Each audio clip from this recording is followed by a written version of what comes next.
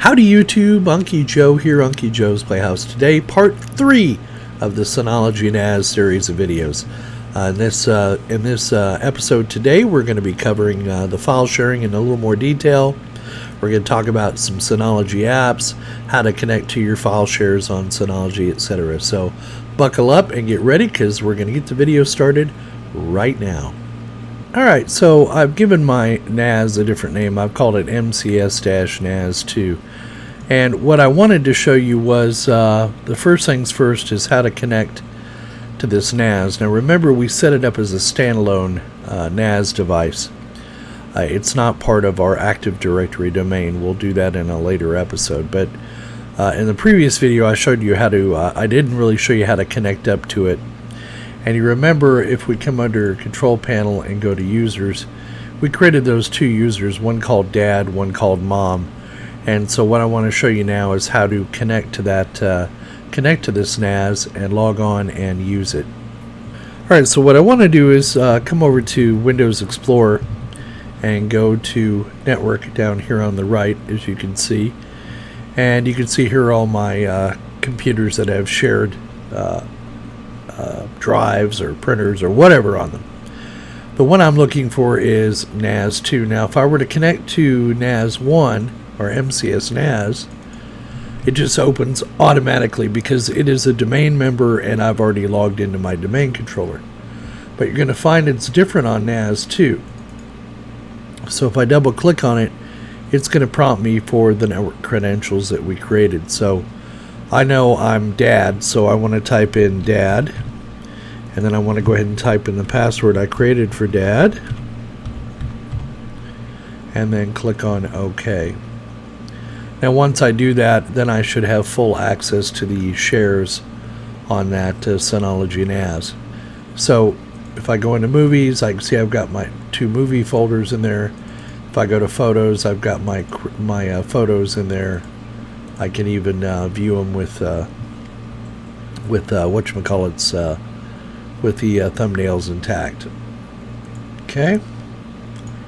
Now what's going to happen is Windows is going to remember, even though I told it I didn't tell it to remember the credentials, which you don't want to do unless you're permanently connecting to this thing. Otherwise you will, what's going to happen is if you don't click that box and you restart Windows or log out, you're going to lose your connection to this share.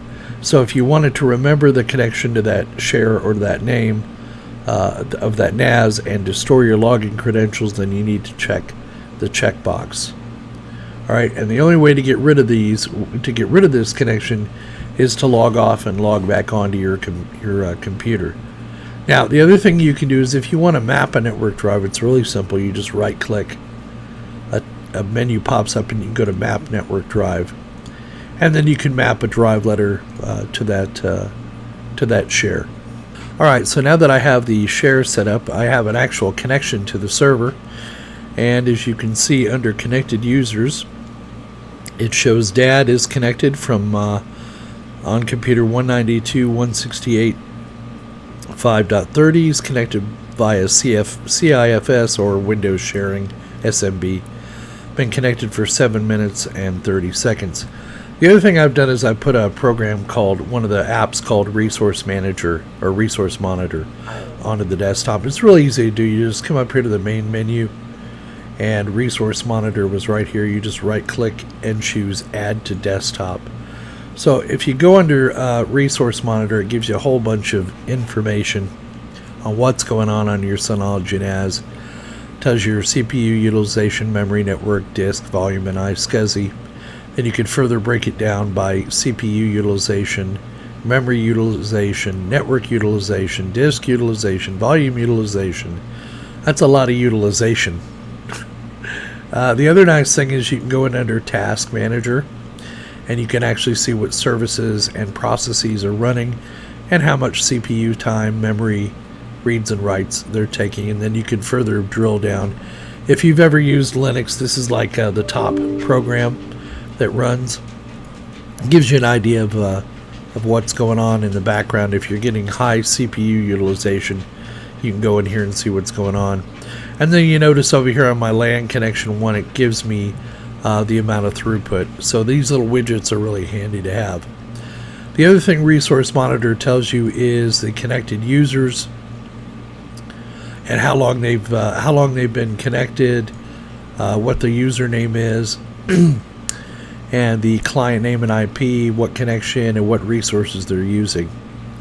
So it's a good little tool to have on your Synology desktop.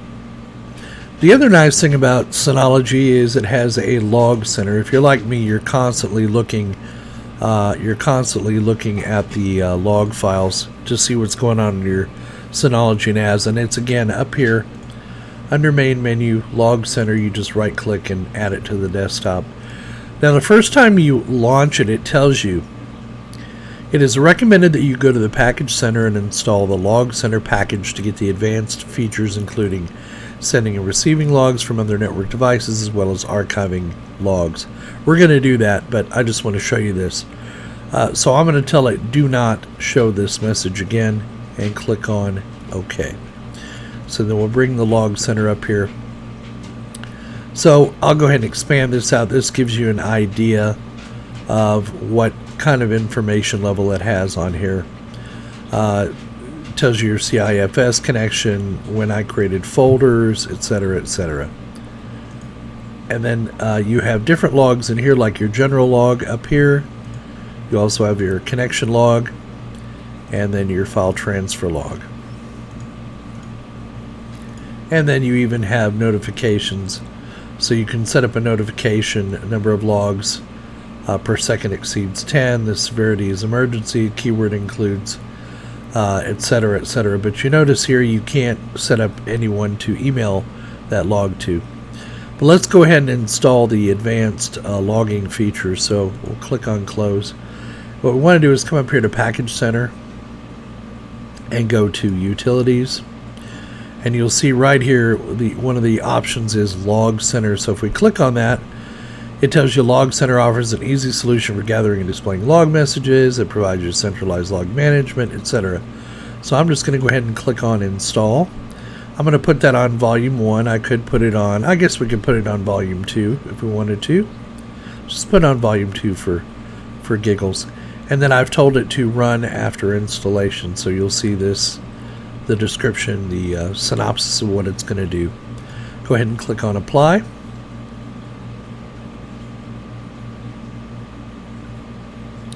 And then up here we get a notification the log center is successfully installed.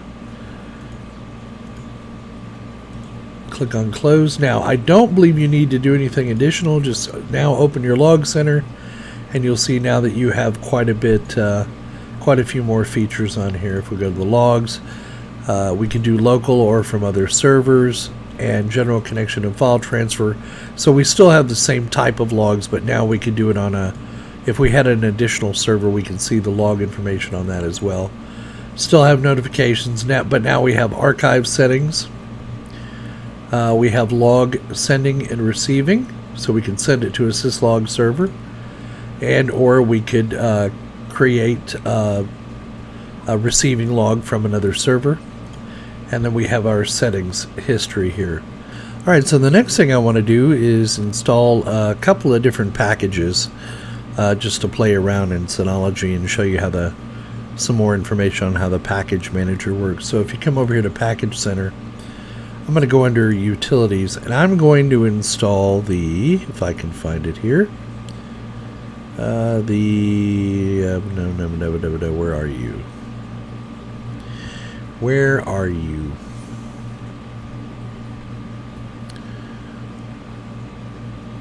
Where are you? I just saw it a minute ago. What I want to do is look for business. Maybe it's under here. Snapshot replication. That's what I want to install, so that I can do periodic snapshotting of my volumes to help protect against, deleted files or files that have file versioning, that kind of thing. So I'm going to go ahead and click on Install, and it's going to also install the replication service. So that will download. And this time I'm going to install this one on Volume 1. It doesn't matter. Go ahead and apply. And so now it is installed, so I'm going to close this and I can come back up here to the main menu, and you'll notice down, if we scroll down, we have snapshot replication. I'm going to go ahead and add that to the desktop. And then if we click on it, it's going to give us a record. I still don't know what this message means. I'm going to do a little research on it, but I'm not going to cover it in this video right now. I'm just going to click on OK. And so you'll see we have no scheduled replication, we have no snapshots, no nothing. But let's say, for example, that I wanted to do a snapshot for the photos. I can just come here, click on snapshot, and take a snapshot. And I'm going to call it, I'm just going to give it today's date, so we'll call it 6/27/18. And then if I click on lock, if you hover over that, it says it prevents a snapshot from being automatically removed during the creation of scheduled snapshots. So we'll tell it OK. And so now it's going to go out and process. It's going to take a snapshot of the data. And then if I come up here to snapshots and go to snapshot list, I have a snapshot of the data, the point in time right there. And I could have given it a more descriptive term, but I just use that date. Now, what it means to lock it is if you have more periodic snapshots, you always want your master snapshot to be locked and prevented from overwriting, so you can always go back to a point in time there. So that's why I selected lock. Now, replication is if I'm replicating a shared folder to another Synology NAS or another device. Recovery is just what it says. I can go out and view that I have a manual snapshot, it's healthy. I've got one restore point. I could click on recover, highlight it, and then choose to restore in place. Or I could clone it with a new name, so I could create a totally new version of this, or a cloned version of this somewhere else, if I want to go out and do a individual file restore off of it. Now, replication and snapshots do not replace backups, not by any means. So you still want to make sure that you have you have a backup in place. Now I can come up here to schedule, or come up here to settings. So right now you see photos have no schedule protection. I can come up to settings. I can enable a schedule. I can select it daily. How often do I want to do it? Like every 5 minutes, every hour? We'll just set it for every hour. And we'll start it at 0 and repeat until 23. The retention, we'll retain them with the following policy: 12 hourly, 3 daily, 1 weekly, etc. Advance, use the time in GMT plus 0 time zone to maintain or to name the snapshots. This option will be applied to local as well as replication, and then make snapshots visible. Users can browse snapshots in the snapshot folder. So I'll just go ahead and tell that OK. Clicking OK. And now we should have a scheduled protection. It tells us when the next runtime is, the last snapshot was done, how many restore points, and the retention policy. So now what I want to do is actually go ahead and we'll copy some data to that folder, make some changes, and then you can see we'll wait till the replication service runs again and see how that we can go back to various different copies of snapshots. So I'm going to go ahead and copy some more data over to that share, and we'll just copy these folders here. So I right click, choose copy, come to the network, go to NAS2, go to photos, and then I'm going to paste them here. And if you notice up here now, I have a snapshot folder.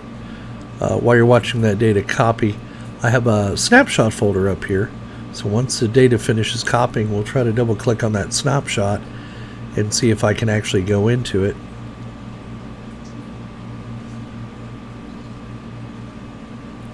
Alright, so the data is finished. So if we go into the snapshot folder, you'll see that we can go into this just like it's a regular file folder. All it is a snapshot of a point in time. And it should have told us GMT 05 2018, 6/27, 12/11/19. So 12:11 p.m. and 19 seconds is when that was created. That's how that works. So in an hour, it'll take another snapshot, and we should have then another snapshot image in here. We could do that manually, but we'll let it run automatically, and we'll come back and check on that. All right, so another day, another dollar, as they say, and let's go out and look at snapshot replication here and see what's going on with our snapshots.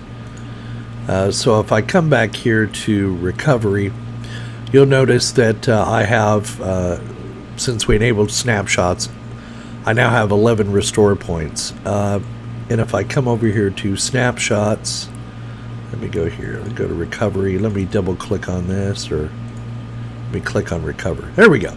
Sorry about that. I'm a little new to this as you are. So this tells us the date and the time the snapshots were taken. I've got it set to snapshot every hour, just as a demo for you. This is especially helpful in a corporate environment. You can, as you can imagine, because you have the ability to go back to a point in time and recover files. And the idea is to remove the IT administrator from the loop and let the user go back in. If they delete a file by mistake, that you want them to be able to recover it without having to pick up the phone and call the help desk. But this could be useful to at home, you know, if you have the kids saving files to the hard drive or whatever, or have their own home storage, you can turn on the replication there as well, the snapshots, and it can save your butt a lot of the time. So I can go back to any of these snapshots and I can click on browse, and these are all, this is the point in time where all those files are. So I can just double click on them. I can even do a thumbnail view on them. I think it'll generate thumbnails, but I can go back to any of those point in time backups and look at them. Or the other thing I could do is restore in place or clone with a new name, as I discussed earlier. So if you want to restore a snapshot, but you don't want to overwrite the existing files, you can do that. You just clone with a new name and then give it a new name, and it'll create a new shared folder for you. So the little wizard pops up to do that. So snapshots, I won't call this replication. They call it all the same thing. The replication portion is if you were to automatically replicate it to another server on your network or another Synology NAS. So you can see where these scheduled snapshots come in very handy. So now if we come back to the share, and you notice I've renamed my NAS again. That's because I'll tell you the story. I had this Synology NAS, or Expanology NAS, I had running on VMware Workstation because I was having trouble getting it to run under ESXi. So I figured out what my problem was running Expanology or Synology under ESXi, and so I went ahead and switched over to that. So that's why you're seeing a different share name, Test NAS instead of MCS NAS too. So, but you'll notice here in Windows File Explorer, I now have a snapshot folder, and these are all the snapshots that I've taken. So as a user, I'm logged on as Dad right now. I have the ability to go into any one of those snapshots and bring up a picture or whatever. You didn't see the picture, but that's good because it wasn't meant for you to see. Let me go here and do extra large icons. But as you can see, so now I have all my icons here. This is my nephew. It's my father-in-law. And my brother-in-law right here. So anyway, but I have the ability to go back in time to those snapshots and view any of those files or folders and or restore them. So again, another good reason to use snapshots on data that is very critical. Well, there you go. That's going to end it for part 3 of our Synology NAS how-to video series. We are going to have additional parts. I think in the next episode of this Synology series of videos, we'll be going over some of the applications that you can install on your Synology NAS and how to use them. Things like Drive and Office, and there's quite a few others. So we'll go over them in some detail. And then I will probably show you how to connect up remotely to your NAS without using Synology's Quick Connect feature. I'm a little leery about going through a third-party provider to connect to anything within my home or home office, and so I'm going to show you how I got it set up and how I got it working. Now keep in mind I have a dedicated IP address, but you can do it with dynamic DNS as well. In fact, I'll show you how to do that with the Synology's, not using their Quick Connect, but using Synology Dynamic DNS. I have that set up as well. And that's what, honestly, I had the most trouble getting my head around, was how to connect up off-site to my Synology NAS, but now that I've got it figured out, I figured I'd share that with you. Well, anyway, we hope you found the video entertaining and informative. As always, please smash the like button down below if you liked it. Leave your comments in the comments section. Please subscribe.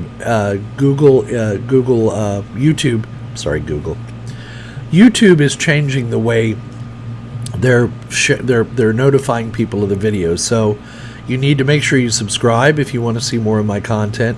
You need to make sure you click on the notification bell, but especially subscribe, so that in your little information window in YouTube that you'll have a notification as to when a new video gets posted.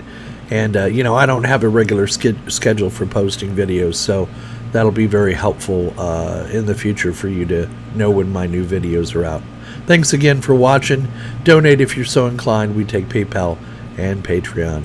And please don't forget, folks, that we will see you on the other side.